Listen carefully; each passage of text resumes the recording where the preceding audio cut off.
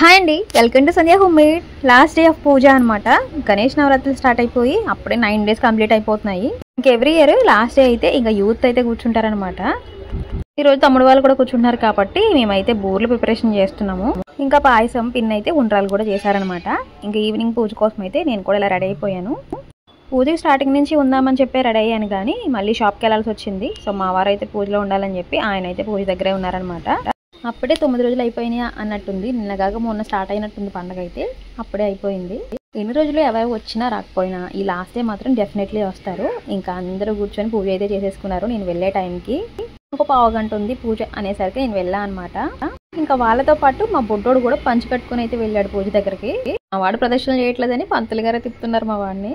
Finally ఇంత crowd, last ఒక 150 members అయినా ఉన్నారు ఈ ప్రసాదం దగ్గర.